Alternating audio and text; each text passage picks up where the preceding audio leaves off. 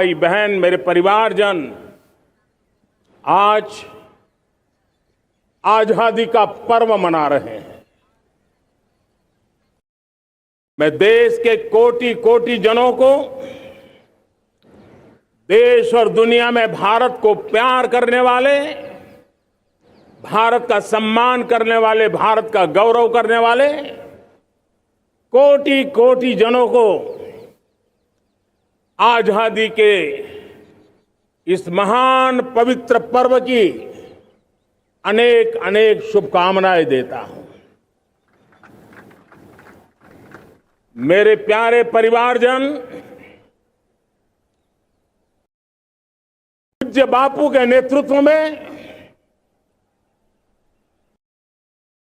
सहयोग का आंदोलन, सत्याग्रह की मूवमेंट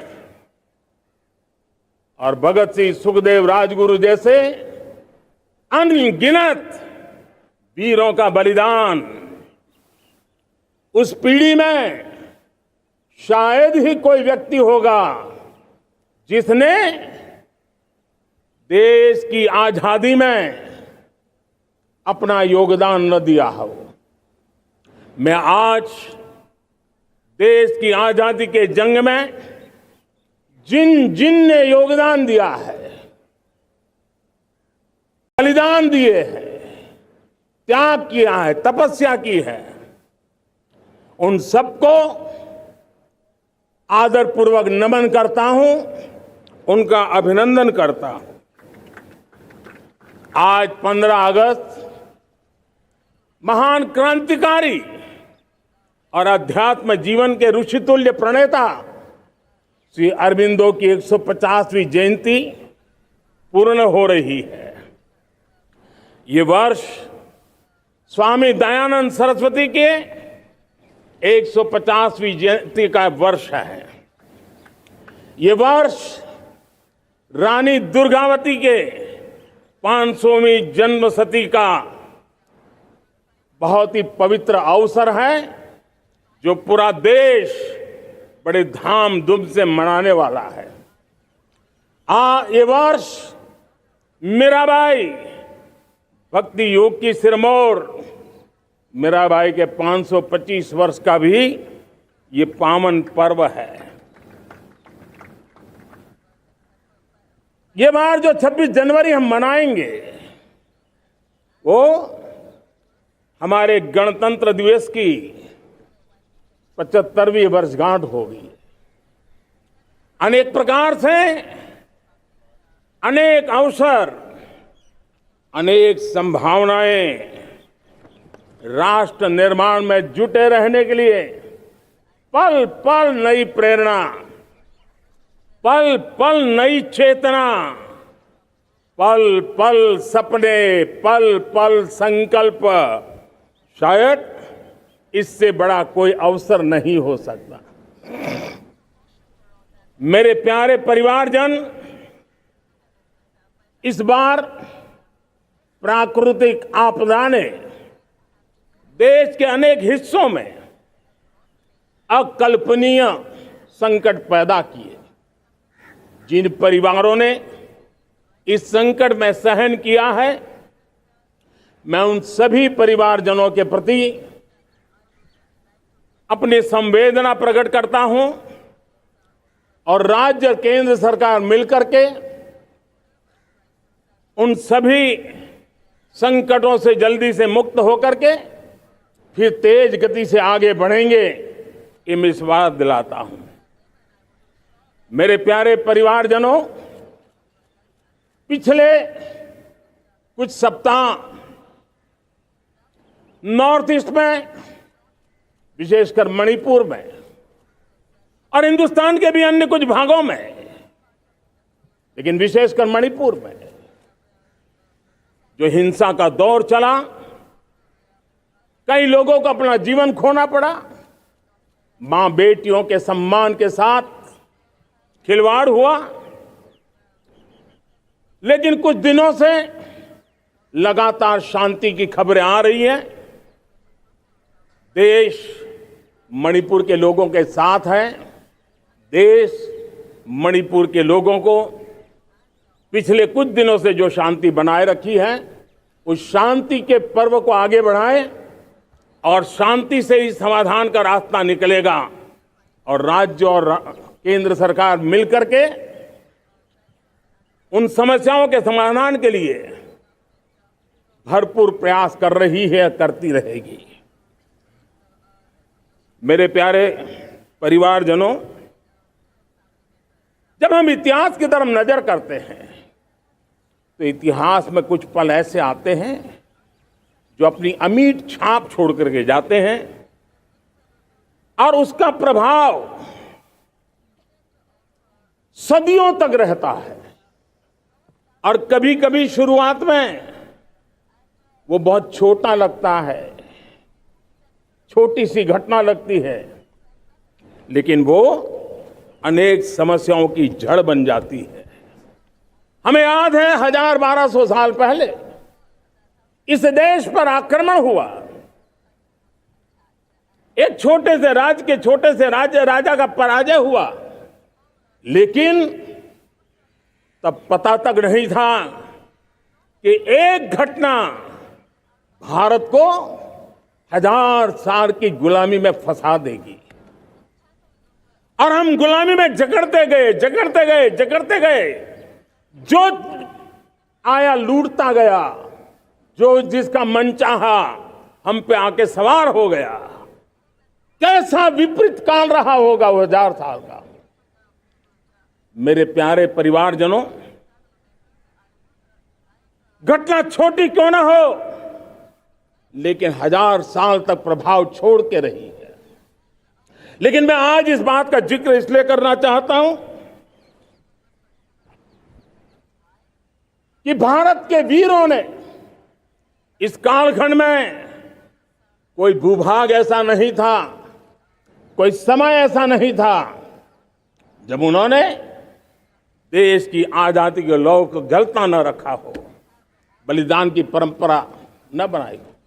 मां भारती बेड़ियों से मुक्त होने के लिए उठ खड़ी हुई थी, जंजीरों को झकझोर रही थी और देश की नारी शक्ति, देश की युवा शक्ति, देश के किसान, देश के गांव के लोग, मजदूर, कोई हिंदुस्तानी ऐसा नहीं था जो आजादी के सपने को लेकर के जीता न हो। आजादी को पाने के लिए मर मिटने के लिए तैयार होने वालों की एक बड़ी फौज तैयार हो गई थी। जेलों में जवानी खपाने वाले अनेक महापुरुष हमारे देश की आजादी को, इन गुलामी की बेड़ियों को तोड़ने के लिए लगे हुए थे। मेरे प्यारे परिवारजनों, जनचेतना को वो व्यापक रूप, त्याग और तपस्या का वो व्यापक रूप, जन जन के अंदर एक नए विश्वास जगाने वाला वो पल आखिरकार 1947 में देश आजाद हुआ। 1000 साल की गुलामी में संजोए हुए सपने देशवासी पूरे करते हुए देखे। साथियों, मैं 1000 साल पहले की बात इसलिए कह रहा हूं, मैं देख रहा हूं फिर एक बार देश के सामने एक मौका आया है। इस ऐसे कालखंड में हम जी रहे हैं, ऐसे कालखंड में हमने प्रवेश किया है और यह हमारा सौभाग्य है कि भारत के ऐसे अमृत काल में, ये अमृत काल का पहला वर्ष है। या तो हम जवानी में जी रहे हैं या हम मां भारती की गोद में जन्म ले चुके हैं। और ये कालखंड, मेरे शब्द लिख करके रखिए मेरे प्यारे परिवारजनों, इस कालखंड में जो हम करेंगे, जो कदम उठाएंगे, जितना त्याग करेंगे, तपस्या करेंगे, सर्वजन हिताय सर्वजन सुखाय, एक के बाद एक फैसले लेंगे, आने वाले 1000 साल का देश का स्वर्णिम इतिहास उससे अंकुरित होने वाला है। इस कालखंड में होने वाली घटनाएं आगामी 1000 साल के लिए इसका प्रभाव पैदा करने वाली है। गुलामी की मानसिकता से बाहर निकला हुआ देश पंच प्राण को समर्पित होकर के एक नए आत्मविश्वास के साथ आज आगे बढ़ रहा है। नए संकल्पों को सिद्ध करने के लिए वो जी जान से जुड़ रहा है। मेरी भारत माता जो कभी ऊर्जा का सामर्थ्य था लेकिन राख के ढेर में दबी पड़ी थी, वो भारत मां 140 करोड़ देशवासियों के पुरुषार्थ है, उनकी चेतना से, उनकी ऊर्जा से फिर एक बार जागृत हो चुकी है। मां भारती जागृत हो चुकी है और मैं साफ देख रहा हूं दोस्तों, यही कालखंड है। पिछले 9-10 साल हमने अनुभव किया है, विश्व भर में भारत की चेतना के प्रति, भारत के सामर्थ्य प्रति एक नया आकर्षण, नया विश्वास, नई आशा पैदा हुई है। और ये प्रकाश पुंज जो भारत से उठा है वो विश्व को उसमें अपने लिए ज्योति नजर आ रही है। विश्व को एक नया विश्वास पैदा हो रहा है। हमारा सौभाग्य है, कुछ ऐसी चीजें हमारे पास हैं जो हमारे पूर्वजों ने हमें विरासत में दी है और वर्तमान कालखंड ने गढ़ी है। आज हमारे पास डेमोग्राफी है, आज हमारे पास डेमोक्रेसी है, आज हमारे पास डाइवर्सिटी है। डेमोग्राफी, डेमोक्रेसी और डाइवर्सिटी की ये त्रिवेणी भारत के हर सपने को साकार करने का सामर्थ्य रखती। आज पूरे विश्व में वहां देशों की उम्र ढल रही है, ढलाव पर है, तब भारत युवान की तरफ ऊर्जावान होकर के बढ़ रहा है।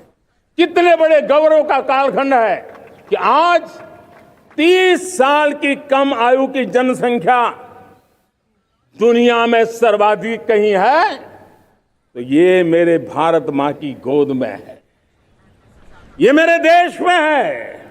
और 30 साल से कम उम्र की नौजवान हो मेरे देश के पास हो, कोटि कोटि भुजाएं हो, कोटि कोटि मस्तिष्क हो, कोटि कोटि सपने, कोटि कोटि संकल्प हो, तो भाइयों बहनों, मेरे प्रिय परिवारजनों, हम इच्छित परिणाम प्राप्त करके रह सकते हैं।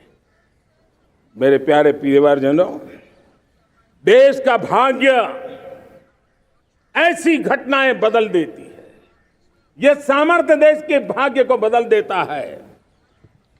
भारत 1000 साल की गुलामी और आने वाले 1000 साल के भव्य भारत के बीच में पड़ाव पर हम खड़े हैं, एक ऐसी संधि पर खड़े हैं और इसलिए अब हमें न रुकना है न दुविधा में जीना है। मेरे प्यारे प्रिय परिवारजनों, हमें खोई हुई उस विरासत का गर्व करते हुए, खोई हुई समृद्धि को प्राप्त करते हुए, हमें फिर एक बार और ये बात मान के चले, हम जो भी करेंगे, हम जो भी कदम उठाएंगे, हम जो भी फैसला लेंगे, वो अगले 1000 साल तक अपनी दिशा निर्धारित करने वाला है, भारत के भाग्य को लिखने वाला है। मैं आज मेरे देश के नौजवानों को, मेरे देश की बेटे बेटियों को ये जरूर कहना चाहूंगा, जो सौभाग्य आज मेरे युवाओं को मिला है, ऐसा सौभाग्य शायद ही किसी के नसीब होता है जो आपके नसीब हुआ है। और इसलिए हमें ये गंवाना नहीं है। युवा शक्ति पर मेरा भरोसा है, युवा शक्ति में सामर्थ्य है और हमारी नीतियां, हमारी रीतियां भी उस युवा सामर्थ्य को और बल देने के लिए है। आज मेरे युवाओं ने दुनिया में पहले 3 स्टार्टअप इकोसिस्टम में भारत को स्थान दिला दिया है। विश्व के युवाओं को अचंभा हो रहा है भारत के इस सामर्थ्य को लेकर के, भारत की इस ताकत को देख करके। आज दुनिया टेक्नोलॉजी ड्रिवन है और आने वाला युग टेक्नोलॉजी से प्रभावित रहने वाला है और तब टेक्नोलॉजी में भारत की जो टैलेंट है उसकी एक नई भूमिका रहने वाली है। साथियों, मैं पिछले दिनों G20 समिट में बाली गया था और बाली में दुनिया के समृद्ध देश, दुनिया के विकसित देश भी, उनके मुखिया मुझे भारत की डिजिटल इंडिया की सफलता के लिए बारीकियों से जानने के लिए इच्छुक थे। हर कोई इसका सवाल पूछता था और जब मैं उनको कहता था कि भारत ने जो कमाल किया है ना, वो दिल्ली, मुंबई, चेन्नई तक सीमित नहीं है। भारत ने जो कमाल कर रहा है, मेरे टियर 2, टियर 3 सिटी के युवा भी आज मेरे देश का भाग्य गढ़ रहे हैं। छोटे छोटे स्थान के मेरे नौजवान, और मैं आज बड़े विश्वास से कहता हूं, देश का ये जो सामर्थ्य नया नजर आ रहा है, और इसलिए मैं कहता हूं हमारे छोटे शहर आकार और आबादी में छोटे हो सकते हैं। ये हमारे छोटे छोटे शहर, हमारे कस्बे आकार और आबादी में छोटे हो सकते हैं, लेकिन आशा और आकांक्षा, प्रयास और प्रभाव वो किसी से कम नहीं है। वो सामर्थ्य उनके अंदर है। नए ऐप्स, नए सॉल्यूशन, टेक्नोलॉजी डिवाइस। अब खेलों की दुनिया देखिए, कौन बच्चे हैं? झुग्गी झोंपड़ी से निकले हुए बच्चे आज खेलों की दुनिया में पराक्रम दिखा रहे हैं। छोटे छोटे गांव के, छोटे छोटे कस्बे के नौजवान, हमारी बेटे बेटियां आज कमाल दिखा रही है। अब देखिए, मेरे देश की 100 जितनी स्कूल ऐसी हैं जहां के बच्चे सैटेलाइट बना करके सैटेलाइट छोड़ने की तैयारियां कर रही है। आज हजारों टिंकरिंग लैब नए वैज्ञानिकों का गर्भाधान कर रही है। आज हजारों टिंकरिंग लैब लाखों बच्चों को साइंस और टेक्नोलॉजी के राह पर आगे बढ़ने के लिए प्रेरणा दे रही है। मैं मेरे देश के नौजवानों को कहना चाहता हूं, अवसरों की कमी नहीं है। आप जितने अवसर चाहेंगे, ये देश आसमान से भी ज्यादा अवसर आपने देने का सामर्थ्य रखता है। मैं आज लाल किले की प्राचीर से मेरे देश की माताओं, बहनों, मेरे देश की बेटियों को हृदय से अभिनंदन करना चाहता हूं। देश आज जब पहुंचा है, अब विशेष शक्ति जुड़ रही है मेरी माताओं बहनों के सामर्थ्य की। आज देश प्रगति की राह पर चल पड़ा है, तो मैं मेरे किसान भाई बहनों का भी अभिनंदन करना चाहता हूं। ये आप ही का पुरुषार्थ है, ये आप ही का परिश्रम है कि देश आज कृषि क्षेत्र में आगे बढ़ रहा है। मैं मेरे मजदूरों का, मेरे श्रमिकों का, मेरे प्रिय परिवारजन, ऐसे कोटि कोटि श्रमिकों को आज मैं नमन करता हूं, उनका अभिनंदन कर रहा हूं। देश आज जो आधुनिकता की ओर बढ़ रहा है, विश्व की तुलना करने वाले सामर्थ्य के साथ नजर आ रहा है, उसके पीछे मेरे देश के मजदूरों का, मेरे देश के श्रमिकों का बहुत बड़ा योगदान है। आज समय कहता है कि लाल किले की प्राचीर से मैं उनका अभिनंदन करूं, उनका अभिवादन करूं, और ये मेरे परिवारजन 140 करोड़ देशवासी, मेरे इन श्रमिकों का, रेहड़ी पटरी वालों का, फूल सब्जी बेचने वालों का हम सम्मान करते हैं। मेरे देश को आगे बढ़ाने में, मेरे देश को प्रगति की नई ऊंचाई पर ले जाने में प्रोफेशनल्स की बहुत बड़ी भूमिका है, बढ़ती रही है। चाहे साइंटिस्ट हो, चाहे इंजीनियर्स हो, डॉक्टर्स हो, नर्सेज हो, शिक्षक हो, आचार्य हो, यूनिवर्सिटीज हो, गुरुकुल हो, हर कोई मां भारती का भविष्य उज्जवल बनाने के लिए अपनी पूरी ताकत से लगा हुआ है।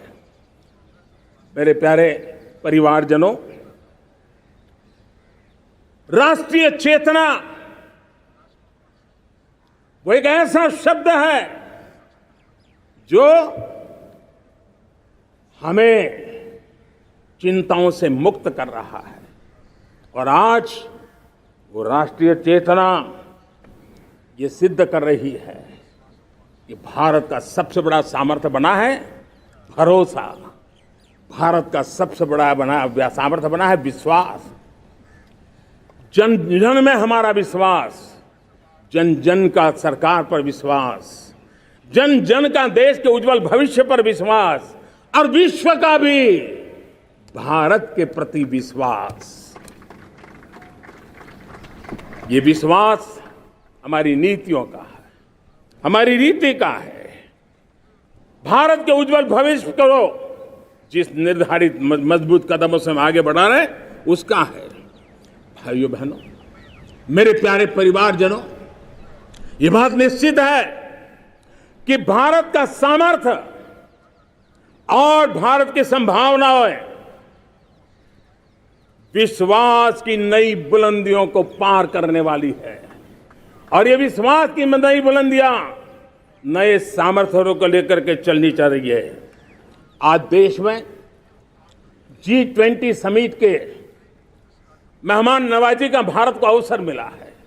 अब पिछले एक साल से हिंदुस्तान के हर कोने में जिस प्रकार से G20 के अनेक ऐसे आयोजन हुए, अनेक कार्यक्रम हुए हैं, उसने देश के सामान्य मानवी के सामर्थ्य को विश्व को परिचित करा दिया है। भारत की विविधता का परिचय कराया है। भारत की डायवर्सिटी को दुनिया अचंभे से देख रही है और उसके कारण भारत के तरफ आकर्षण बढ़ा है। भारत को जानने की, समझने की इच्छा जगी है। उसी प्रकार से आप देखिए एक्सपोर्ट, आज भारत का एक्सपोर्ट के तेजी से बढ़ रहा है। और मैं कहना चाहता हूं, दुनिया के एक्सपर्ट्स इन सारे मानदंडों के आधार पर कह रहे हैं कि अब भारत रुकने वाला नहीं है। दुनिया की कोई भी रेटिंग एजेंसी होगी वो भारत का गौरव कर रही है। कोरोना काल के बाद दुनिया एक नए सिरे से सोचने लगी और मैं विश्वास से देख रहा हूं कि जिस प्रकार से द्वितीय महायुद्ध के बाद, द्वितीय विश्व युद्ध के बाद दुनिया ने एक नया वर्ल्ड ऑर्डर आकार लिया था, मैं साफ साफ देख रहा हूं कि कोरोना के बाद एक नया विश्व ऑर्डर, एक नया ग्लोबल ऑर्डर, एक नया जियोपॉलिटिकल इक्वेशन ये बहुत तेजी से आगे बढ़ रहा है। जियोपॉलिटिकल इक्वेशन की सारे व्याख्याएं बदल रही है, परिभाषाएं बदल रही है। और मेरे प्यारे परिवारजनों, आप गौरव करेंगे। बदलते हुए विश्व को शेप देने में आज मेरे 140 करोड़ देशवासियों आपका सामर्थ्य नजर आ रहा है। आप निर्णायक मोड़ पर खड़े हैं। और कोरोना काल में भारत ने जिस प्रकार से देश को आगे बढ़ाया, दुनिया ने हमारे सामर्थ्य को देखा है। जब दुनिया की सप्लाई चेन तहस नहस हो गई थी, बड़ी बड़ी अर्थव्यवस्थाओं पर दबाव था, उस समय भी हमने कहा था हमें विश्व का विकास देखना है तो मानव केंद्रीय होना चाहिए, मानवीय संवेदनाओं से भरा हुआ होना चाहिए और तब जाकर के समस्याओं का सही समाधान निकालेंगे। और कोविड ने हमें सिखाया है या हमें मजबूर किया है, लेकिन मानवीय संवेदनाओं को छोड़ करके हम विश्व का कल्याण नहीं कर सकते। आज भारत ग्लोबल साउथ की आवाज बन रहा है। भारत की समृद्ध विरासत आज दुनिया के लिए एक अवसर बन रहा है। Global economy, global supply chain, इसमें भारत की हिस्सेदारी, मैं पक्का विश्वास से कहता हूं, आज जो भारत में परिस्थिति पैदा हुई है, आज जो भारत ने कमाया है, वो दुनिया में स्थिरता की गारंटी लेकर के आया है। दोस्तों, अब न हमारे मन में, न 140 करोड़ मेरे परिवारजनों के मन में, और न ही दुनिया के मन में कोई इफ्स है, कोई बट्स है। विश्वास बन चुका है। मेरे प्यारे देशवासियों, अब गेंद हमारे पाले में है। हमें अवसर जाने नहीं देना चाहिए, हमें मौका छोड़ना नहीं चाहिए। भारत में मैं मेरे देशवासियों का इसलिए भी अभिनंदन करता हूं कि मेरे देशवासियों में एक नीर-क्षीर विवेक का सामर्थ्य है, समस्याओं की जड़ों को समझने का सामर्थ्य है। और इसलिए 2014 में मेरे देशवासियों ने 30 साल के अनुभव के बाद तय किया कि देश को आगे ले जाना है तो स्थिर सरकार चाहिए, मजबूत सरकार चाहिए, पूर्ण बहुमत वाली सरकार चाहिए। और देशवासियों ने एक मजबूत और स्थिर सरकार बनाई। और 3 दशकों के जो अनिश्चितता का कालखंड था, जो अस्थिरता का कालखंड था, जो राजनीतिक मजबूरियों से देश जकड़ा हुआ था, उससे मुक्ति मिली। मेरे प्यारे परिवारजनों, देश के पास आज एक ऐसी सरकार है, वो सर्वजन हिताय सर्वजन सुखाय,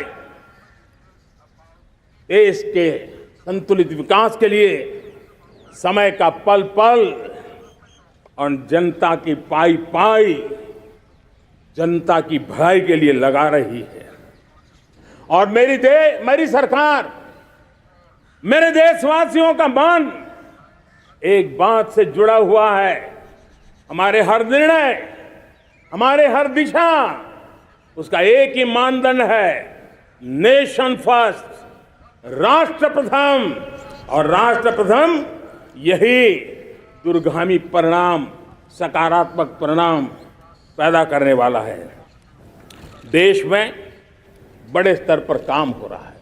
और लेकिन मैं कहना चाहूंगा, 2014 में आपने एक मजबूत सरकार बनाई, और मैं कहता हूं 2014 में और 2019 में आपने एक सरकार फॉर्म की, तो मोदी में रिफॉर्म करने की हिम्मत आई।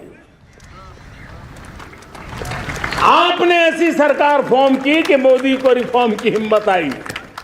और जब मोदी ने एक के बाद एक रिफॉर्म किए, तो मेरे ब्यूरोक्रेसी के लोग, मेरे लाखों हाथ पैर जो हिंदुस्तान के कोने कोने में सरकार के हिस्से के रूप में काम कर रहे हैं, उन्होंने, ब्यूरोक्रेसी ने ट्रांसफॉर्म करने के लिए, परफॉर्म करने की जिम्मेवारी बखूबी निभाई। और उन्होंने परफॉर्म करके दिखाया, और जनता जनार्दन जुड़ गई, तो वो ट्रांसफॉर्म होता भी नजर आ रहा है। और इसलिए रिफॉर्म, परफॉर्म, ट्रांसफॉर्म, ये कालखंड अब भारत के भविष्य को गढ़ रहा है। और हमारी सोच देश की उस ताकतों को बढ़ावा देने पर है जो आने वाले 1000 साल की नींव को मजबूत करने वाले। दुनिया को युवा शक्ति की जरूरत है, युवा स्किल की जरूरत है। हमने अलग स्किल मिनिस्ट्री बनाई, वो भारत की आवश्यकताओं को तो पूरी करेगी, वो दुनिया की आवश्यकताओं को पूरी करने का भी सामर्थ्य रखेगी। हमने जल शक्ति मंत्रालय बनाया। मंत्रालय की बनाने की रचना को भी अगर कोई एनालिसिस करेगा ना, तो इस सरकार के मन मस्तिष्क को बड़े अच्छे ढंग से आप समझ पाएंगे। हमने जल शक्ति मंत्रालय बनाया। ये जल शक्ति मंत्रालय हमारे देश के एक एक देशवासियों को पीने का शुद्ध पानी पहुंचे, पर्यावरण की रक्षा के लिए पानी के प्रति संवेदनशील व्यवस्थाएं विकसित हो, उस पर हम बल रहे हैं। हमारे देश में कोरोना के बाद दुनिया देख रही है होलिस्टिक हेल्थ केयर, ये समय की मांग है। हमने अलग आयुष मंत्रालय बनाया और योग और आयुष आज दुनिया में अपना परचम लहरा रहे हैं। हमने दुनिया को हमारे कमिटमेंट के कारण विश्व का हमारे प्रति ध्यान गया है। अगर हम ही हमारे इस सामर्थ्य को नकार देंगे तो फिर दुनिया कैसे स्वीकार करेगी। लेकिन जब मंत्रालय बना तो दुनिया को भी उसका मूल्य समझ में आया। मत्स्य पालन, हमारा इतना बड़ा समुद्री तट, हमारे कोटि कोटि मछुआरे भाई बहन, उनका कल्याण भी हमारे दिलों में है। और इसलिए हमने अलग से मत्स्य पालन को लेकर के, पशुपालन को लेकर के, डेयरी को लेकर के अलग मंत्रालय की रचना की, ताकि समाज के जिस वर्ग के लोग पीछे रह गए उनको हम साथ लें। देश में सरकारी अर्थव्यवस्था के हिस्से होते हैं, लेकिन समाज की अर्थव्यवस्था का एक बड़ा हिस्सा है कोऑपरेटिव मूवमेंट। उसको बल देने के लिए, उसको आधुनिकता लाने के लिए और देश के कोने कोने में लोकतंत्र की एक सबसे बड़ी इकाई को मजबूत करने के लिए हमने अलग कोऑपरेटिव मंत्रालय बनाया। और वो हमारी सहकारी संस्थाएं उसका जाल बिछा रहा है, ताकि गरीब से गरीब की वहां सुनवाई हो, उसकी आवश्यकताओं की पूर्ति हो, और वो भी राष्ट्र के विकास की योगदान में एक छोटी इकाई का हिस्सा बनकर के उसमें वो योगदान दे रखें। हमने सहकार से समृद्धि का रास्ता अपनाया है। मेरे प्यारे परिवारजनों, जब हम 2014 में आए थे तो हम वैश्विक अर्थव्यवस्था में 10वें नंबर पर थे, और आज 140 करोड़ देशवासियों का पुरुषार्थ रंग लाया है कि हम विश्व की अर्थव्यवस्था में 5वें नंबर पर पहुंच चुके हैं। और ये ऐसे ही नहीं हुआ है। जो एक भ्रष्टाचार का राक्षस देश को दबोचे हुए थे, लाखों करोड़ के घोटाले अर्थव्यवस्था को डामाडोल कर रहे थे, गवर्नेंस फ्रेजाइल फाइल में देश की पहचान होने लगी थी, लीकेजेस को हमने बंद किया, मजबूत अर्थव्यवस्था बनाई, हमने गरीब कल्याण के लिए ज्यादा से ज्यादा धन खर्चने का प्रयास किया। और आज मैं देशवासियों को बताना चाहता हूं कि जब देश आर्थिक रूप से समृद्ध होता है तो सिर्फ तिजोरी नहीं भरती है, देश का सामर्थ्य बढ़ता है, देशवासियों का सामर्थ्य बढ़ता है। और तिजोरी का पाई पाई अगर ईमानदारी से जनता जनार्दन के लिए खर्च करने का संकल्प लेने वाली सरकार हो तो परिणाम के साथ है। मैं 10 साल का हिसाब तिरंगे की साक्षी में लाल किले की प्राचीर से मेरे देशवासियों को दे रहा हूं। आंकड़े देख करके आपको लगेगा इतना बड़ा बदलाव, इतना बड़ा सामर्थ्य। 10 साल पहले राज्यों को 30 लाख करोड़ रुपए भारत सरकार की तरफ से जाते थे। पिछले 9 साल में यह आंकड़ा 100 लाख करोड़ पर पहुंचा है। पहले स्थानीय निकाय के विकास के लिए भारत सरकार के खजाने से 70,000 करोड़ रुपया जाता था, आज वो 3 लाख करोड़ से भी ज्यादा जा रहा है। पहले गरीबों के घर बनाने के लिए 90,000 करोड़ रुपया खर्च होता था, आज वो 4 गुना होकर के 4 लाख करोड़ से भी ज्यादा खर्च गरीबों के घर बनाने के लिए हो रहा है। पहले गरीबों को यूरिया सस्ता मिले, जो यूरिया की बैग दुनिया के कुछ बाजारों में 3,000 में बिकती है, वो यूरिया की बैग मेरे किसानों को 300 में मिले। और इसलिए देश की सरकार 10 लाख करोड़ रुपया मेरे किसानों की यूरिया में सब्सिडी दे रहा है। मुद्रा योजना 20 लाख करोड़ रुपए, उससे भी ज्यादा मेरे देश के नौजवानों को स्वरोजगार के लिए, अपने व्यवसाय के लिए, अपने कारोबार के लिए दिए हैं। 8 करोड़ लोगों ने नया कारोबार शुरू किया है। और 8 करोड़ लोगों ने कारोबार शुरू किया है तो नहीं, हर कारोबारी ने एक या दो लोगों को रोजगार दिया है। 8 से 10 करोड़ नए लोगों को रोजगार देने का सामर्थ्य ये मुद्रा योजना से लाभ लेने वाले 8 करोड़ नागरिकों को करा है। एमएसएमईज को करीब 3.5 लाख करोड़ रुपए की मदद से कोरोना के संकट में भी उनको डूबने नहीं दिया, मरने नहीं दिया, उनको एक ताकत दी है। 1 रैंक 1 पेंशन मेरे देश के सेना के जवानों का एक सम्मान का विषय था। 70,000 करोड़ रुपया भारत की तिजोरी से आज पहुंचा है, मेरे निवृत्त सेना के नायकों के जेब में, उनके परिवार में पहुंचा है। सभी कैटेगरी में, मैंने तो कुछ ही गिनाए, मैं ज्यादा समय लेना नहीं चाहता। हर कैटेगरी में पहले की तुलना में अनेक गुना धन देश के विकास के लिए, कोने कोने में रोजगार पैदा करने के लिए, पाई पाई का उपयोग भारत का भाग्य बदलने के लिए हो, और इसलिए हमने काम किया है। और मेरे प्यारे प्रियजनों, इतना ही नहीं, हमने इन सारे प्रयासों का परिणाम है कि आज 5 साल के मेरे कार्यकाल में, 5 साल के कार्यकाल में, 5 साल में 13.5 करोड़ मेरे गरीब भाई बहन गरीबी की जंजीरों को तोड़ करके नियो मिडिल क्लास के रूप में बाहर आए हैं। जीवन का इससे बड़ा कोई संतोष नहीं होता। मेरे प्यारे प्रिय परिवारजनों, और जब 13.5 करोड़ लोग गरीबी की इस मुसीबतों से बाहर निकलते हैं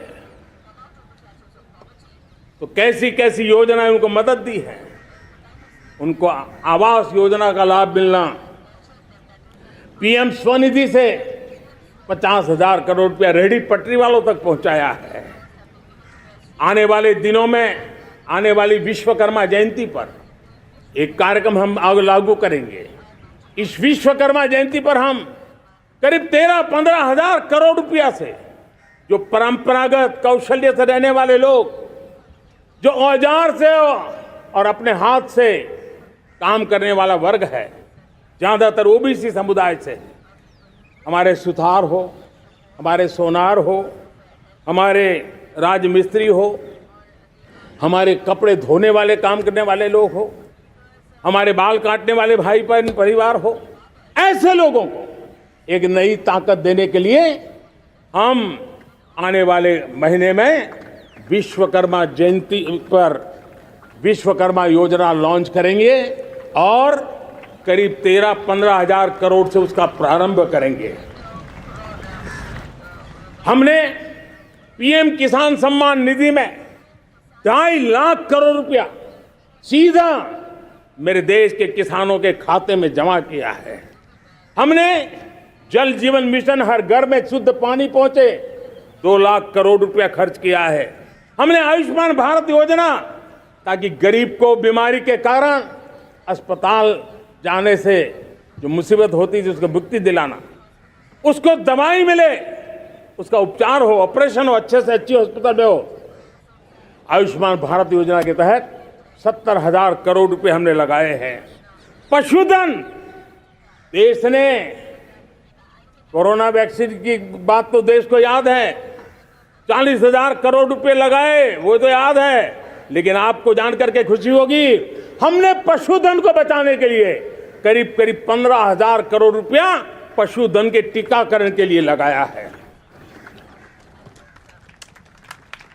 मेरे प्यारे देशवासियों, मेरे प्यारे परिवारजनों, जन औषधि केंद्रों ने देश के सीनियर सिटीजन्स को, देश के मध्यम वर्गीय परिवार को एक नई ताकत दी है। जिस संयुक्त परिवार में अगर किसी को एक डायबिटीज जैसा हो जाए, 2-3 हजार रुपया दवाई का बिल स्वाभाविक हो जाता है। हमने जन औषधि केंद्र से जो दवाई बाजार में 100 रुपए में मिलती है वो 10 रुपये, 15 रुपये, 20 रुपये में दी। और आज देश में 1000 जन औषधि केंद्रों से मेरे इन बीमारी में जिनको दवाई की जरूरत थी, ऐसे लोगों के करीब 20,000 करोड़ रुपया उनके जेब में बचा है। और ये ज्यादातर मध्यम वर्ग के परिवार के लोग हैं। लेकिन आज उसकी सफलता को देखते हुए मैं देशवासियों को कहना चाहता हूं, जैसे हम एक विश्वकर्मा योजना लेकर के समाज के उस वर्ग को छूने वाले हैं, अब देश में 10,000 जन औषधि केंद्र से हम 25,000 जन औषधि केंद्र का लक्ष्य लेकर के आने वाले दिनों में काम करने वाले हैं। मेरे प्यारे परिवारजनों, जब देश में गरीबी कम होती है तो देश की मध्यम वर्ग की ताकत बहुत बढ़ती है।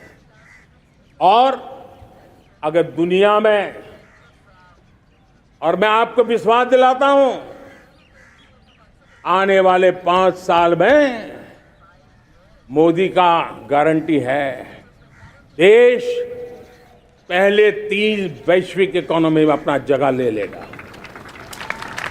ये पक्का जगह ले लेगा। आज जो 13.5 करोड़ गरीबी से बाहर आए हुए लोग हैं, वो एक प्रकार से मध्यम वर्ग की ताकत बन जाते हैं। जब गरीब की खरीद शक्ति बढ़ती है तो मध्यम वर्ग की व्यापार शक्ति बढ़ती है। जब गांव की खरीद शक्ति बढ़ती है तब कस्बे और शहर की आर्थिक व्यवस्था और तेज गति से दौड़ती है। और यही इंटरकनेक्टेड हमारा अर्थचक्र होता है। हम उसको बल लेकर के आगे चलना चाहते हैं। मेरे प्यारे परिवारजनों, शहर के अंदर जो कमजोर लोग रहते हैं, बिना घर को मुसीबत रहती है, मध्यम वर्ग के परिवार अपना खुद का घर का सपना देख रहे हैं, हम उसके लिए भी आने वाले कुछ सालों के लिए एक योजना लेकर के आ रहे हैं। और जिसमें ऐसे मेरे परिवारजन जो शहरों में अपना घर, शहरों में रहते हैं लेकिन किराए के मकान पे रहते हैं, झुग्गी झोपड़ी में रहते हैं, चाल में रहते हैं, अनऑथराइज्ड कॉलोनीज में रहते हैं, ऐसे मेरे परिवारजन अगर अपना मकान बनाना चाहते हैं तो बैंक से जो लोन मिलेगा उसके ब्याज के अंदर राहत दे करके लाखों रुपयों की मदद करने का हमने निर्णय किया है। मेरे मध्यम वर्ग के परिवार को जब 2 लाख से 7 लाख इनकम टैक्स की सीमा बढ़ जाती है तो सबसे बड़ा लाभ सैलरी क्लास को होता है, मेरे मध्यम वर्ग को होता है।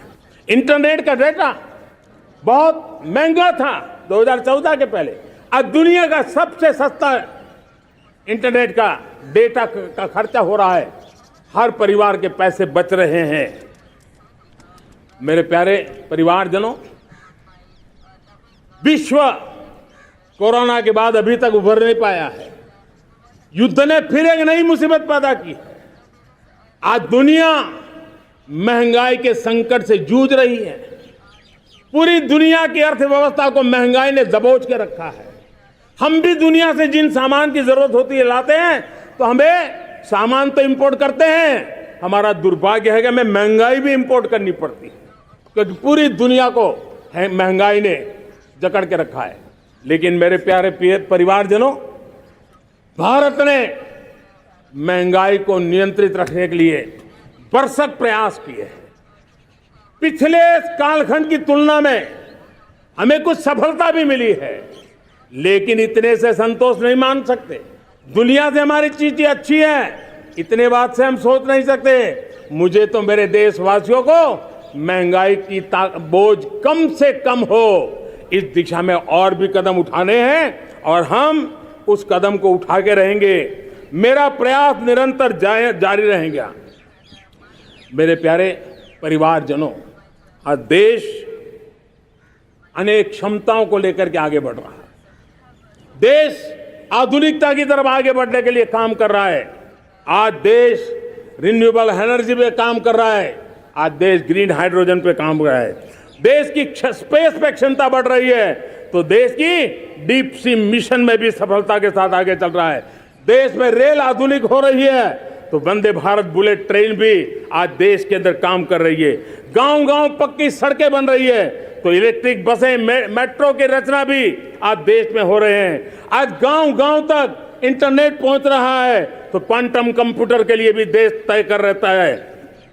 नैनो यूरिया, नैनो डीएपी, उस पर काम हो रहा है। तो दूसरी तरफ जैविक खेती पर भी हम बल दे रहे हैं। आज किसान उत्पादक संघ एफपीओ का निर्माण हो रहा है, तो हम सेमीकंडक्टर का भी निर्माण करने के लिए चाह रहे हैं। हम दिव्यांग जनों के लिए एक सुगम भारत के निर्माण के लिए काम करते हैं। तो हम पैरालंपिक में भी हिंदुस्तान का तिरंगा झंडा गाड़ने के लिए मेरे दिव्यांग जनों को सामर्थ्यवान बना रहे हैं।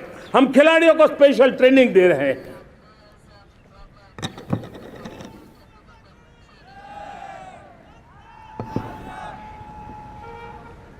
आज भारत पुरानी सोच, पुराने ढर्रे को छोड़ करके लक्ष्यों को तय करके लक्ष्यों को प्राप्त करने की राह से चल रहा है।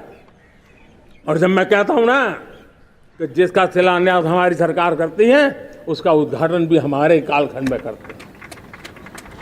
इन दिनों जो मैं शिलान्यास कर रहा हूं ना, आप लिख के रखिए, उसके उद्घाटन भी आप सबने मेरे नसीब में ही छोड़े हुए हैं। हमारी कार्य संस्कृति बड़ा सोचना, दूर का सोचना, सर्वजन हिताय सर्वजन सुखाय सोचना, यह हमारी कार्यशैली रही है।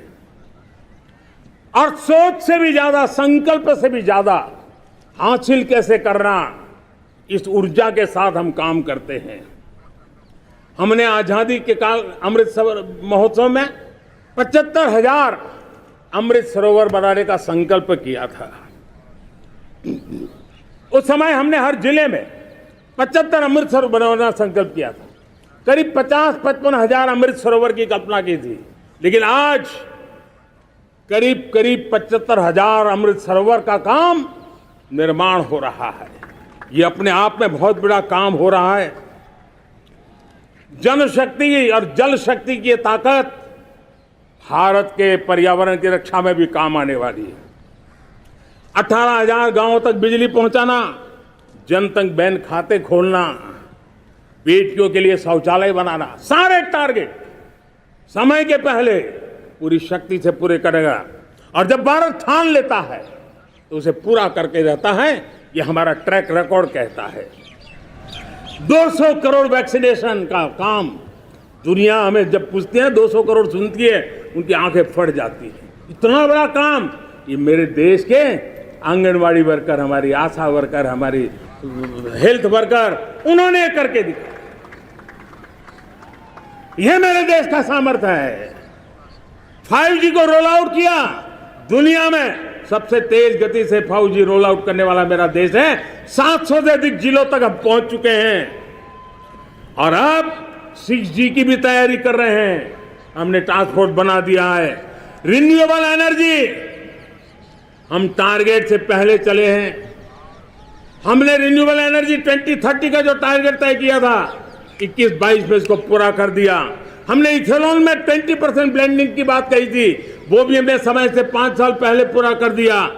हमने $500 बिलियन के एक्सपोर्ट की बात की थी, वो भी समय के पहले $500 बिलियन से ज्यादा कर दिया।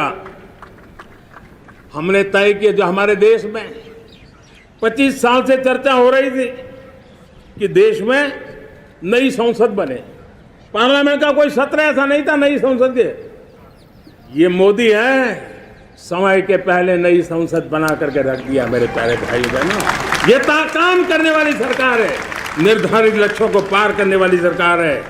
ये नया भारत है, ये आत्मविश्वास से भरा हुआ भारत है। ये संकल्पों को चरितार्थ करने के लिए जी जान से जुटा हुआ भारत है। और इसलिए ये भारत न रुकता है, ये भारत न थकता है, ये भारत न हाँफता है और न ही ये भारत हारता है। और इसलिए मेरे प्यारे परिवारजनों, आर्थिक शक्ति बढ़ी है तो हमारी सामरिक शक्ति को भी एक नई ताकत मिली है। हमारी सीमाएं पहले से अधिक सुरक्षित हुई है और मेरे सीमा पर बैठे हुए मेरे जवान जो देश की सीमाओं की रक्षा कर रहे हैं और मेरे देश की आंतरिक सुरक्षा के संभालने वाले यूनिफॉर्म फोर्सेस, मैं आजादी के इस पावन पर्व पर उनको भी अनेक अनेक बधाई देते हुए मेरी बात को आगे बढ़ाता हूं। सेना का अधिकरण हो, हमारी सेना युवा बने, हमारी सेना बैटल के लिए रेडी, युद्ध योग्य बने, इसलिए निरंतर रिफॉर्म का काम आज हमारी सेना में हो रहा है। मेरे प्यारे, पूरे कर सकते हैं उसको लिए सीरियल बम धमाके का जमाना बीती हुई बात हो गई है। निर्दोषों के जो मौत होते थे वो बीते हुए कल की बात हो गई है। आज देश में आतंकी हमलों में भारी कमी आई है। नक्सल प्रभावित क्षेत्रों में भी बहुत बड़ा बदलाव आया है, बहुत बड़ा परिवर्तन का एक वातावरण बना है। मेरे प्यारे परिवारजनों, प्रगति के हर चीज में, लेकिन जब 2047 हम एक विकसित भारत का सपना लेकर के चल रहे हैं तब, और वो सपना नहीं 140 करोड़ देशवासियों का संकल्प है, और उस संकल्प को सिद्ध करने के लिए परिश्रम की पराकाष्ठा भी है। और उसकी सबसे बड़ी ताकत होती है वो राष्ट्रीय चरित्र होता है। दुनिया में जिन जिन देशों ने प्रगति की है, दुनिया में जो जो देश संकटों से वो पार करके निकले हैं, उसमें हर चीज के साथ साथ एक महत्वपूर्ण कैटलिक एजेंट रहा है, वो राष्ट्रीय चरित्र रहा है। और हमें राष्ट्रीय चरित्र के लिए और बल देते हुए हमें आगे बढ़ना होगा। हमारा देश, हमारा राष्ट्रीय चरित्र ओजस्वी हो, तेजस्वी हो, पुरुषार्थी हो, पराक्रमी हो, प्रखर हो, ये हम सबका सामूहिक दायित्व है। और आने वाले 25 साल हम एक ही मंत्र को लेकर चले, ये हमारे राष्ट्रीय चरित्र के सिरमौर होना चाहिए। एकता का संदेश, भारत की एकता को जीना, भारत की एकता को आंच आए, न ऐसी मेरी भाषा होगी, न ऐसा मेरा कोई कदम होगा। हर पल देश को जोड़ने का प्रयास मेरी तरफ से भी होता रहेगा। भारत की एकता हमें सामर्थ्य देती है। उत्तर हो, दक्षिण हो, पूर्व हो, पश्चिम हो, गांव हो, शहर हो, पुरुष हो, नारी हो, हम सब ने एकता के भाव के साथ और विविधता भरे देश में एकता का सामर्थ्य होता है। और दूसरी महत्व की बात मैं देख रहा हूं, अगर 2047 में हमें हमारे देश को विकसित भारत के रूप में देखना है तो हमें श्रेष्ठ भारत के मंत्र को जीना होगा, हमें चरितार्थ करना होगा। अब हमारे प्रोडक्शन में, मैंने 2014 में कहा था जीरो डिफेक्ट, जीरो इफेक्ट। दुनिया के किसी भी टेबल पर मेक इन इंडिया चीज हो तो दुनिया को विश्वास होना चाहिए, इससे बेहतर दुनिया में कुछ नहीं हो सकता है। ये अल्टीमेट होगा।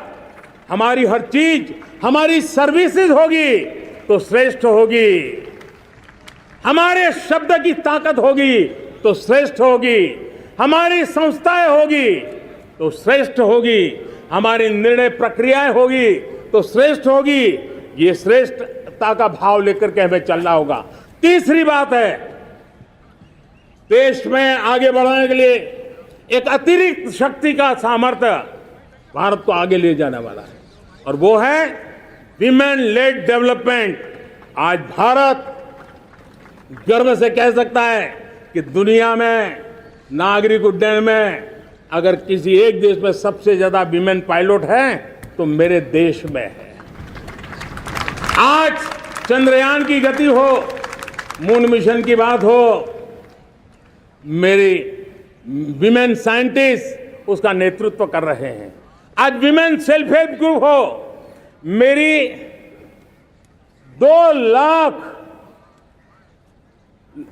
2 करोड़ लखपति दीदी का लक्ष्य लेकर के आज विमेन सेल्फ हेल्प ग्रुप पे हम काम कर रहे हैं।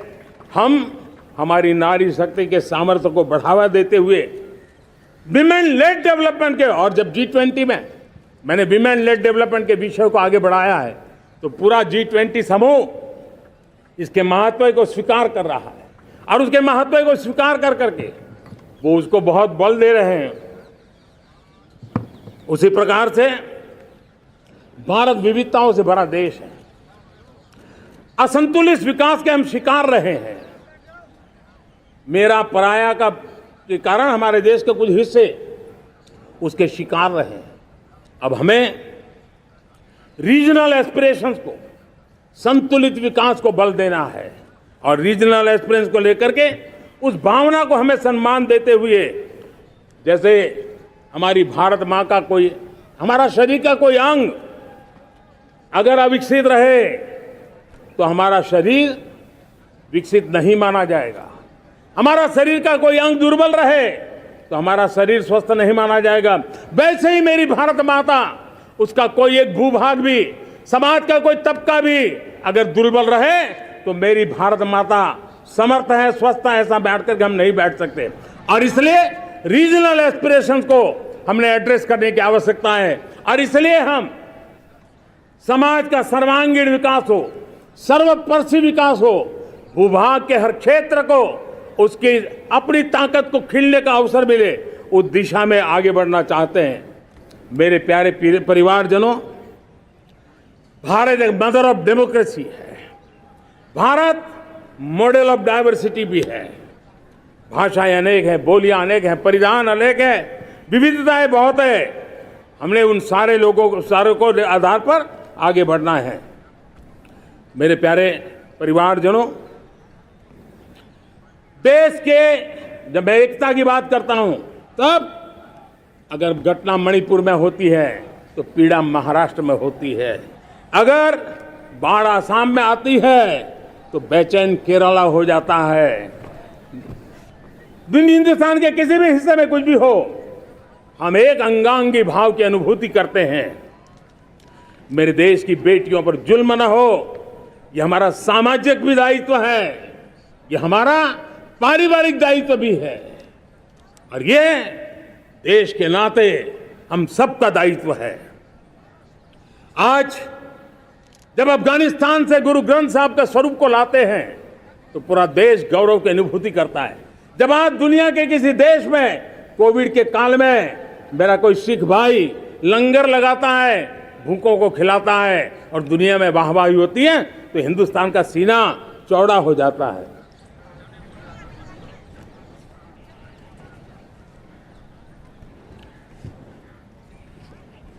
मेरे प्यारे परिवारजनों, हमारे लिए जब नारी सम्मान की बात करते हैं, मुझे अभी एक देश में दौरा कर रहा था, तो वहां एक बहुत ही सीनियर मिनिस्टर, उसने मुझे एक सवाल पूछा। उसने कहा, आपके यहाँ बेटियां साइंस और इंजीनियरिंग के विषयों की पढ़ाई करती हैं क्या?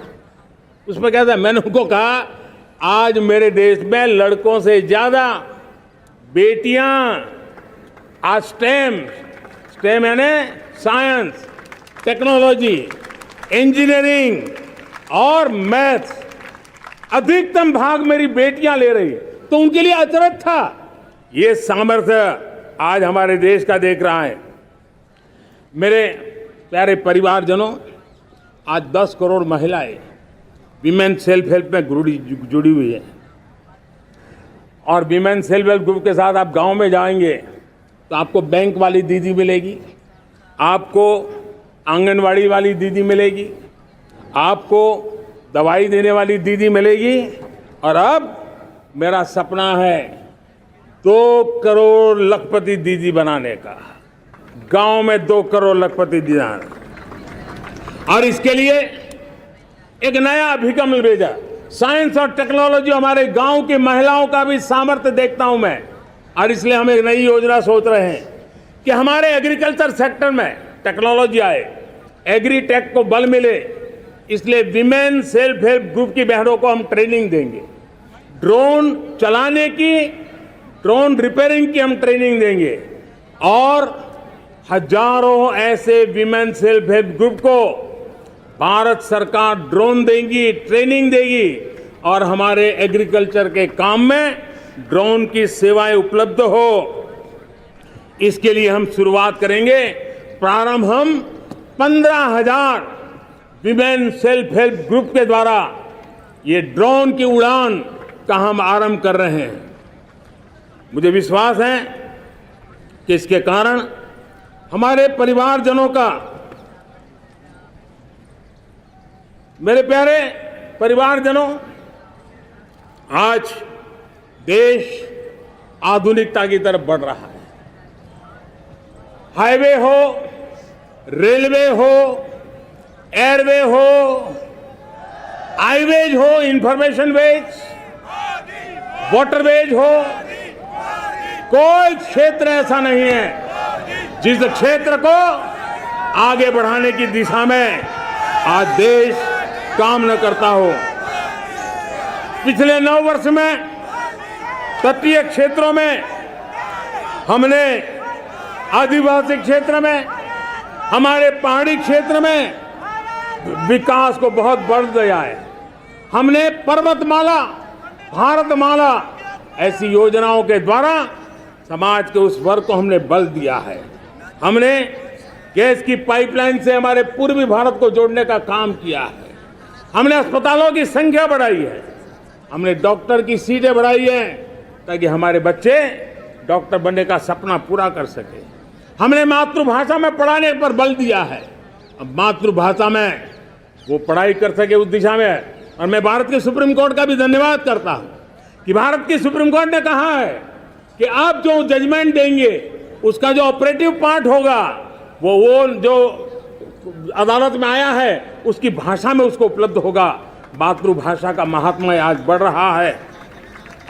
मेरे प्यारे भाई परिवारजनों, आज तक हमारे देश के जो बॉर्डर विलेज हैं, हमने वाइब्रेंट बॉर्डर विलेज का एक कार्यक्रम शुरू किया है।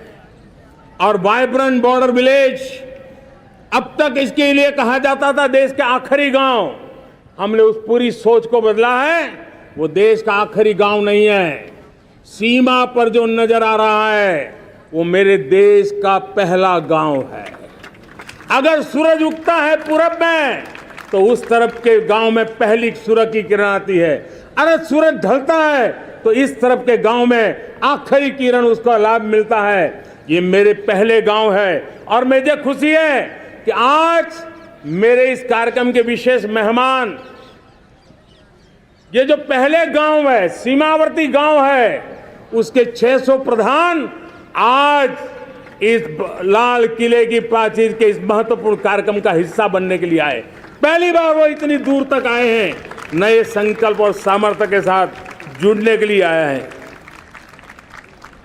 मेरे प्यारे परिवारजनों, हमने संतुलित विकास के लिए एस्पिरेशनल डिस्ट्रिक्ट, एस्पिरेशनल ब्लॉक की कल्पना की और आज उसके सुखद परिणाम मिल रहे हैं। आज राज्य के जो नॉर्मल पैरामीटर्स हैं, जो एस्पिरेशनल डिस्ट्रिक्ट कभी बहुत पीछे थे, वो आज राज्य में भी अच्छा करने लग गए हैं। और मुझे विश्वास है कि आने वाले दिनों में ये हमारे आकांक्षी जिले, हमारे आकांक्षी बॉल अवश्य आगे बढ़ेंगे। जैसे मैंने कहा था, भारत का चरित्र की चर्चा कर रहा था, तो मैंने पहला कहा था भारत की एकता, दूसरा कहा था भारत श्रेष्ठता की तरफ बल दें, तीसरा कहा था विमेन लेड डेवलपमेंट की मैंने बात कही थी। और मैं आज एक बात और कहना चाहता हूं कि हम जैसे रीजनल एस्पिरेशन, मैंने चौथी बात कही थी, पांचवी महत्व की बात, और भारत ने उस दिशा में ध्यान, और वो है हमारा राष्ट्रीय चरित्र विश्व मंगल के लिए सोचने वाला होना चाहिए। हमें देश को इतना मजबूत बनाना है जो विश्व मंगल के लिए भी अपनी भूमिका अदा करे। और आज कोरोना के बाद मैं देख रहा हूं जिस प्रकार से संकट की घड़ी में देश ने दुनिया की मदद की, उसका परिणाम है कि आज दुनिया में हमारा देश एक विश्व मित्र के रूप में, विश्व का अटूट साथी के रूप में आज मेरे देश की पहचान बनी है। हमें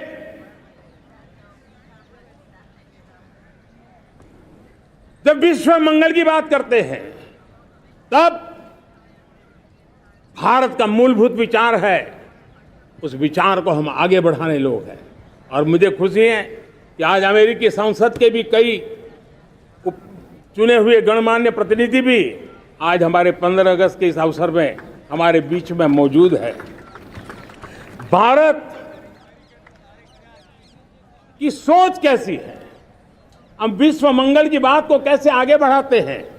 अब देखिए, हम जब सोचते हैं तो क्या कहते हैं, हमने दुनिया के सामने ये दर्शन रखा है और दुनिया उस दर्शन को लेकर के हमारे साथ जुड़ रही है। हमने कहा one sun, one world, one grid. Renewable energy के क्षेत्र में एक बहुत बड़ा हमारा स्टेटमेंट है, आज दुनिया उसको स्वीकार कर रही है। कोविड के बाद हमने दुनिया को कहा हमारा अप्रोच होना चाहिए वन अर्थ, वन हेल्थ। समस्याओं का समाधान तभी होगा जब मानव को, पशु को, पौधे को बीमारी के संबंध में समान रूप से एड्रेस किया जाएगा, तब जाकर के हम करेंगे। हमने G20 समिट के लिए दुनिया के सामने कहा है one world, one family, one future. इस सोच को लेकर के चल रहे हैं। हमने क्लाइमेट को लेकर के दुनिया जो संकट से जूझ रही है, हमने रास्ता दिखाया है। लाइफ मिशन लॉन्च किया है, लाइफस्टाइल फॉर एनवायरनमेंट। हमने दुनिया के सामने इंटरनेशनल सोलर अलायंस बनाया और आज दुनिया के कई देश इंटरनेशनल सोलर अलायंस का हिस्सा बन रहे हैं। हमने बायोडायवर्सिटी का महत्व देखते हुए बिग कैट अलायंस की व्यवस्था को हमने आगे बढ़ाया है। हमने प्राकृतिक आपदा के कारण, ग्लोबल वार्मिंग के कारण इंफ्रास्ट्रक्चर का जो नुकसान होता है, उसके लिए दूरगामी व्यवस्थाओं की जरूरत है और इसलिए coalition for disaster resilient infrastructure CDRI एक समाधान के रूप में दुनिया को दिया है। विश्व आज समुद्रों को संघर्ष का केंद्र बना रहा है, तब हमने दुनिया को सागर का प्लेटफॉर्म दिया है जो वैश्विक समुद्री शांति की गारंटी बन सकता है। हमने पारंपरिक चिकित्सा पद्धतियों को बल देते हुए WHO का एक ग्लोबल लेवल का सेंटर हिंदुस्तान में बनाने की दिशा में काम किया है। हमने योग और आयुष के द्वारा विश्व कल्याण और विश्व के स्वस्थता की दिशा में काम किया है और आज भारत विश्व मंगल की मजबूत नींव डाल रहा है। इस मजबूत नींव को आगे बढ़ाना हम सबका काम है, हम सबकी जिम्मेवारी है। मेरे प्यारे परिवारजनों, सपने अनेक है, संकल्प साफ है, नीतियां स्पष्ट है, नियत के सामने कोई सवाल या निशान नहीं है, लेकिन कुछ सच्चाइयों को हमें स्वीकार करना पड़ेगा और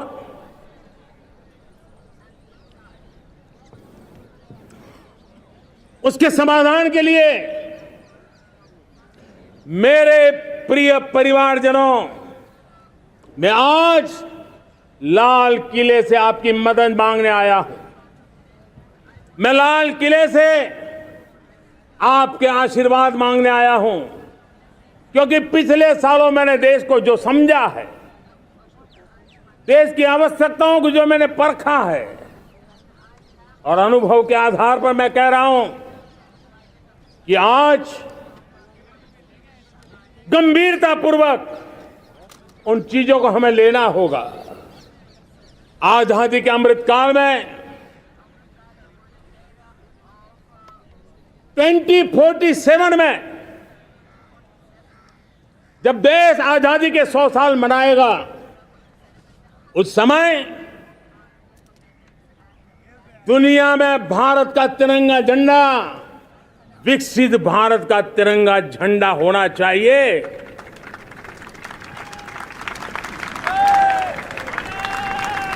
रत्ती भर भी हमें रुकना नहीं है, पीछे नहीं हटना है और इसके लिए शुचिता, पारदर्शिता और निष्पक्षता, ये पहली मजबूती की जरूरत है।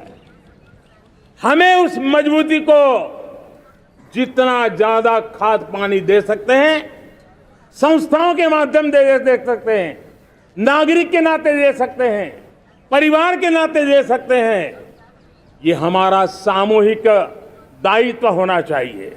और इसलिए पिछले 75 साल का इतिहास देखिए, भारत के सामर्थ्य में कोई कमी नहीं थी। अरे जो देश कभी सोना की चिड़िया कहा जाता था, वो देश क्यों न फिर से उस सामर्थ्य को लेकर के खड़ा हो सकता है। मेरा अटूट विश्वास है साथियों, मेरे प्रिय परिवारजनों, मेरा अखंड अटूट एक निष्ठ विश्वास है कि 2047 में जब देश आजादी के 100 साल मनाएगा, मेरा देश विकसित भारत बन के रहेगा। और ये मैं मेरे देश के सामर्थ्य के आधार पर कह रहा हूं, मेरे उपलब्ध संसाधनों के आधार पर कह रहा हूं, और सबसे ज्यादा 30 से कम आयु वाली मेरी युवा शक्ति के भरोसे कह रहा हूं, मेरी माताओं बहनों के सामर्थ्य के भरोसे कह रहा हूं। लेकिन उसके सामने अगर कोई रुकावट है, कुछ विकृतियां पिछले 75 साल में ऐसे घर कर गई है, हमारी समाज व्यवस्था का ऐसा हिस्सा बन गई है कि कभी कभी तो हम आंख भी बंद कर देते हैं। अब आंख बंद करने का समय नहीं है। अगर सपनों को सिद्ध करना है, संकल्प को पार करना है, तो हमें ये आंख मिचौली बंद करके, आंख में आंख मिला करके 3 बुराइयों से लड़ना बहुत समय की मांग है। हमारे देश की सारी समस्याओं की जड़ में भ्रष्टाचार ने दिमक की तरह देश की सारी व्यवस्थाओं को, देश के सामर्थ्य को पूरी तरह नोच लिया है। भ्रष्टाचार से मुक्ति, भ्रष्टाचार के खिलाफ जंग हर इकाई में, हर क्षेत्र में। और मैं देशवासियों, मेरे प्रिय परिवारजनों, ये मोदी के जीवन का कमिटमेंट है। ये मेरे व्यक्तित्व का एक कमिटमेंट है कि मैं भ्रष्टाचार के खिलाफ लड़ाई लड़ता रहूंगा। दूसरा, हमारे देश को नोच लिया है परिवारवाद ने। इस परिवारवाद ने देश को जिस प्रकार से जकड़ के रखा है, उसने देश के लोगों का हक छीना है। और तीसरी बुराई तुष्टीकरण की है। ये तुष्टीकरण में भी देश के मूलभूत चिंतन को, देश के सर्व समावेशक हमारे राष्ट्रीय चरित्र को दाग लगा दिए हैं, तहस नहस कर दिया है इन लोगों ने। और इसलिए मेरे प्यारे देशवासियों, इसलिए मेरे प्यारे परिवारजनों, हमें इन 3 बुराइयों के खिलाफ पूरे सामर्थ्य के साथ लड़ना है। भ्रष्टाचार, परिवारवाद, तुष्टीकरण, ये चुनौतियां हमारे, ये ऐसी चीजें पनपी है जो हमारे देश के लोगों का जो आकांक्षा है उसका दमन करती है। हमारे देश के कुछ लोगों के पास जो छोटा मोटा सामर्थ्य है उसका शोषण करती है। ये ऐसी चीजें हैं जो हमारे लोगों की आशा आकांक्षाओं को सवाल या निशान में गाड़ देती है। हमारे गरीब हो, हमारे दलित हो, हमारे पिछड़े हो, हमारे पसमानदा हो, हमारे आदिवासी भाई बहन हो, हमारी माताएं बहनें हो, हमने सबने उनके हकों के लिए इन 3 बुराइयों से मुक्ति पानी है। हमें भ्रष्टाचार के खिलाफ एक नफरत का माहौल बनाना है। जैसे गंदगी हमें नफरत पैदा करती है ना, मन में गंदगी पसंद नहीं है, ये सार्वजनिक जीवन की इससे बड़ी कोई गंदगी नहीं हो सकती। और इसलिए हमारे स्वच्छता अभियान को एक नया मोड़ ये भी देना है कि हमें भ्रष्टाचार से मुक्ति पानी है। सरकार टेक्नोलॉजी से भ्रष्टाचार की मुक्ति के लिए बहुत प्रयास कर रही है। आपको जानकर के हैरानी होगी, इस देश में पिछले 9 साल में एक काम मैंने ऐसे किया, आंकड़ा सुनोगे तो लोग कहेंगे मोदी ऐसा करता है। जैसे 10 करोड़ लोग करीब करीब जो गलत फायदा उठाते थे वो मैंने रोक दिया। तो आप में से कोई कहेगा आपने लोगों से अन्याय कर दिया। जी नहीं, ये 10 करोड़ कौन लोग थे? ये 10 करोड़ वो लोग थे जिनका जन्म ही नहीं हुआ था, और उनके नाम पर उनके विडो हो जाते थे, वो वृद्ध हो जाते थे, वो दिव्यांग हो जाते थे, फायदे लिए जाते थे। 10 करोड़ ऐसे बेनामी जो चीजें चलती थी उसको रोकने का पवित्र काम, भ्रष्टाचारियों की संपत्ति जो हमने जब्त की है ना, वो पहले की तुलना में 20 गुना ज्यादा की है। मेरे प्यारे परिवारजनों, ये आपकी कमाई का पैसा लोग लेकर के भागे थे, 20 गुना ज्यादा संपत्ति को जब्त करने का। और इसलिए लोगों की मेरे प्रति नाराजगी होना बहुत स्वाभाविक है, लेकिन मुझे भ्रष्टाचार के खिलाफ की लड़ाई को आगे बढ़ाना है। हमारे सरकारी व्यवस्था ने पहले कैमरा के सामने तो कुछ हो जाता था, लेकिन बाद में चीजें अटक जाती थी। हमने पहले की तुलना में कई गुना ज्यादा अदालत में चार्जशीट की है और अब जमानतें भी नहीं मिलती हैं। वैसी पक्की व्यवस्था को लेकर के हम आगे बढ़ रहे हैं, क्योंकि हम ईमानदारी से भ्रष्टाचार के खिलाफ लड़ रहे हैं। आज परिवारवाद और तुष्टीकरण, इसने देश का बहुत बड़ा दुर्भाग्य किया है। अब लोकतंत्र में ये कैसे हो सकता है कि पॉलिटिकल पार्टी, और मैं विशेष बल दे रहा हूं पॉलिटिकल पार्टी, आज मेरे देश के लोकतंत्र में एक ऐसी विकृति आई है जो कभी भारत के लोकतंत्र को मजबूती नहीं दे सकती। और वो क्या है बीमारी? परिवारवादी पार्टियां। और उनका तो मंत्र क्या है? Party of the family, by the family and for the family. इनका तो जीवन मंत्र यही है कि उनकी पॉलिटिकल पार्टी, उनका राजनीतिक दल परिवार का, परिवार के द्वारा और परिवार के लिए, परिवारवाद और भाई भतीजावाद प्रतिभाओं के दुश्मन होते हैं, योग्यता को नकारते हैं, सामर्थ्य को स्वीकार नहीं करते हैं। और इसलिए परिवारवाद इस देश के लोकतंत्र की मजबूती के लिए उसकी मुक्ति जरूरी है। सर्वजन हिताय सर्वजन सुखाय, हर किसी को हक मिले इसलिए, और सामाजिक न्याय के लिए भी ये बहुत। उसी प्रकार से तुष्टीकरण ने सामाजिक न्याय का सबसे बड़ा नुकसान किया। अगर सामाजिक न्याय को तबाह किसने किया है तो ये तुष्टीकरण की सोच, तुष्टीकरण की राजनीति, तुष्टीकरण का सरकारी योजनाओं का तरीका, इसने सामाजिक न्याय को मौत के घाट उतार दिया है। और इसलिए हमें तुष्टीकरण, भ्रष्टाचार, ये विकास का सबसे बड़ा दुश्मन है। अगर देश विकास चाहता है, देश 2047 विकसित भारत का सपना का साकार करना चाहता है, तो हमारे लिए आवश्यक है कि हम किसी भी हालत में देश में भ्रष्टाचार को सहन नहीं करेंगे। इस मूड को लेकर के चलना चाहिए। मेरे प्यारे परिवारजनों, हम सबका एक बहुत बड़ा महत्वपूर्ण दायित्व है। आपने जिस प्रकार से जिंदगी जी है, हमारे आने वाली पीढ़ी को ऐसी जिंदगी जीने के लिए मजबूर करना, यह हमारा गुनाह है। यह हमारा दायित्व है कि हमारे आने वाली पीढ़ी को हम ऐसा समृद्ध देश दें, ऐसा संतुलित देश दें, ऐसा सामाजिक न्याय की धरोहर वाला देश दें, ताकि छोटी छोटी चीजों को पाने के लिए उन्हें कभी भी संघर्ष न करना पड़े। हम सभी का कर्तव्य, हर नागरिक का कर्तव्य है, और ये अमृत काल कर्तव्य काल है। हम कर्तव्य से पीछे नहीं उठ सकते।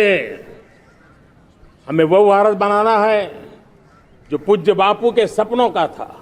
हमें वो भारत बनाना है जो हमारे स्वतंत्र सेनानियों का सपना था। हमें वो भारत बनाना है जो हमारे वीर शहीदों का था, हमारी वीरांगनाओं का था, जिन्होंने मातृभूमि के लिए अपना जीवन दे दिया था। मेरे प्यारे परिवारजनों, मैं जब 2014 में आपके पास आया था, तब 2014 में मैं परिवर्तन का वादा लेकर के आया था। 2014 में मैंने आपको वादा किया था मैं परिवर्तन लाऊंगा, और 140 करोड़ मेरे परिवारजन, आपने मुझ पे भरोसा किया और मैंने विश्वास पूरा करने की कोशिश की। रिफॉर्म, परफॉर्म, ट्रांसफॉर्म, वो 5 साल जो वादा था वो विश्वास में बदल गया, क्योंकि मैंने परिवर्तन का वादा किया था। रिफॉर्म, परफॉर्म, ट्रांसफॉर्म के द्वारा मैंने वादे को विश्वास में बदल दिया। कठोर परिश्रम किया है, देश के लिए किया है, शान से किया है, सिर्फ और सिर्फ नेशन फर्स्ट, राष्ट्र सर्वोपरि, इस भाव से किया है। 2019 में परफॉर्मेंस के आधार पर आप सबने मुझे फिर से आशीर्वाद दिया, परिवर्तन का वादा मुझे यहां ले आया, परफॉर्मेंस मुझे दोबारा ले आया, और आने वाले 5 साल अभूतपूर्व विकास के हैं। 2047 के सपने को साकार करने का सबसे बड़ा स्वर्णिम पल आने वाले 5 साल है। और अगली बार 15 अगस्त को इसी लाल किले से मैं आपको देश की उपलब्धियां, आपके सामर्थ्य, आपके संकल्प, उसमें हुई प्रगति, उसकी जो सफलता है, उसके गौरवगान, उससे भी अधिक आत्मविश्वास के सामने, आपके सामने मैं प्रस्तुत करूंगा। मेरे प्यारे प्रियजनों, मेरे परिवारजनों, मैं आप में से आता हूं, मैं आपके बीच से निकला हूं, मैं आपके लिए जीता हूं।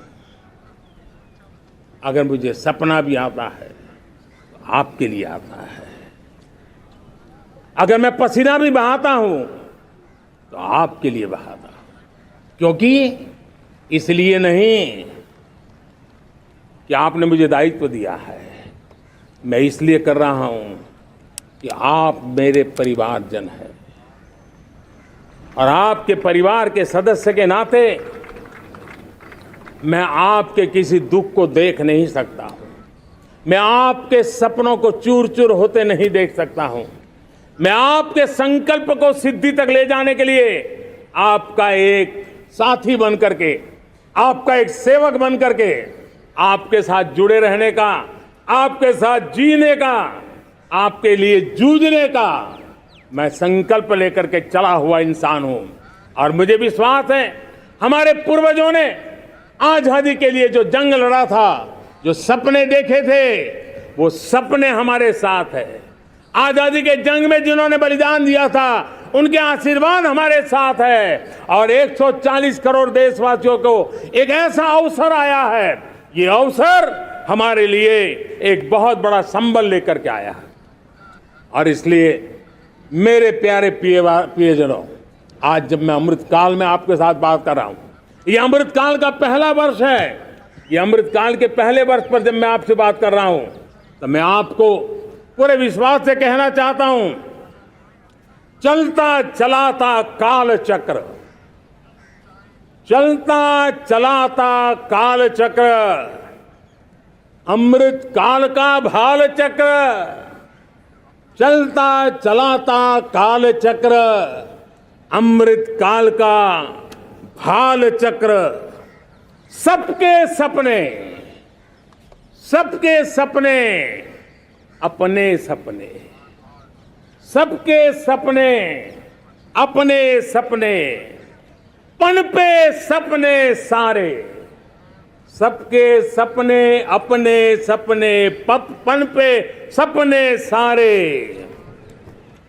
धीर चले, वीर चले, धीर चले, वीर चले, चले युवा हमारे।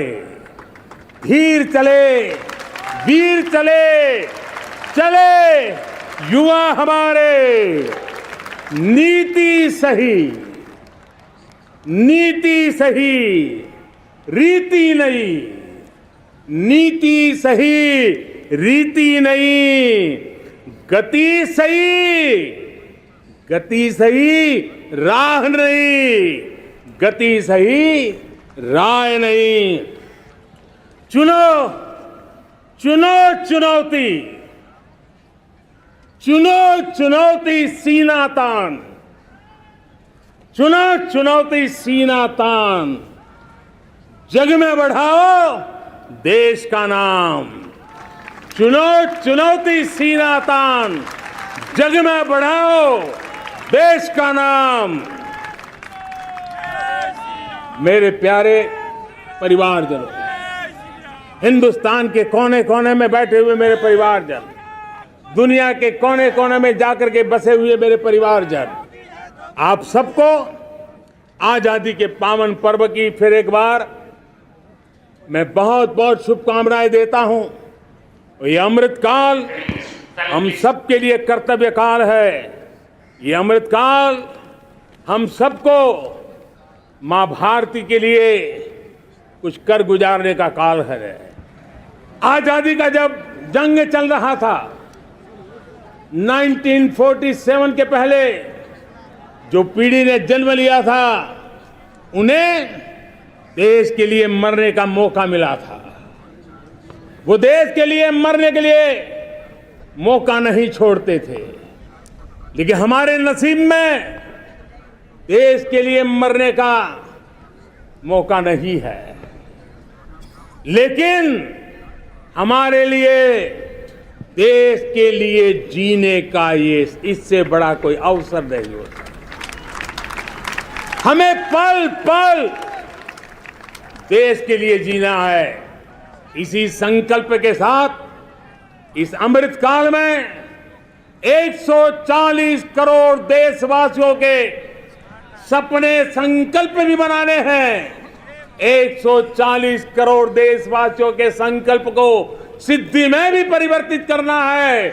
और 2047 का जब तिरंगा झंडा फहरेगा तो विश्व एक विकसित भारत का गुणगान करता होगा। इसी विश्वास के साथ, इसी संकल्प के साथ मैं आप सबको अनेक अनेक शुभकामनाएं